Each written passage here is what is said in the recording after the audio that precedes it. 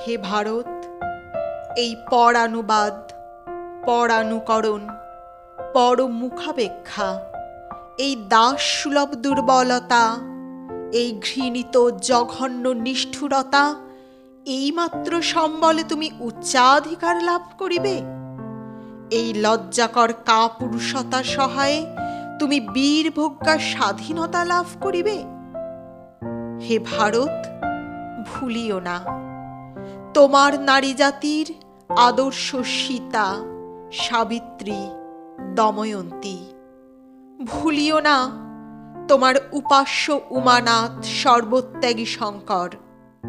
ভুলিও না তোমার বিবাহ, তোমার ধন, তোমার জীবন ইন্দ্রিয় সুখের, নিজের ব্যক্তিগত সুখের জন্য নহে। ভুলিও না তুমি জন্ম হইতেই মায়ের জন্য বলি প্রদত্ত। ভুলিও না তোমার সমাজ যে বিরাট মহামায়ার ছায়া মাত্র। ভুলিও না নিজ জাতি মূর্খ, দরিদ্র, অজ্ঞ, মুচি, মেথর তোমার রক্ত, তোমার ভাই। হে বীর, সাহস অবলম্বন করো, সদর্পে বলো, আমি ভারতবাসী, ভারতবাসী আমার ভাই। বলো, মূর্খ ভারতবাসী, দরিদ্র ভারতবাসী, ব্রাহ্মণ ভারতবাসী, চণ্ডাল ভারতবাসী আমার ভাই।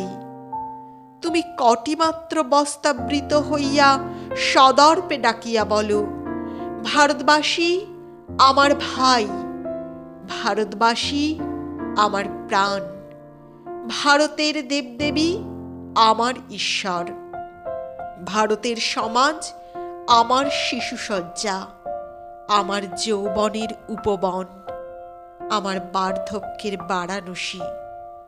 বলো ভাই, ভারতের মৃত্তিকা আমার স্বর্গ, ভারতের কল্যাণ আমার কল্যাণ।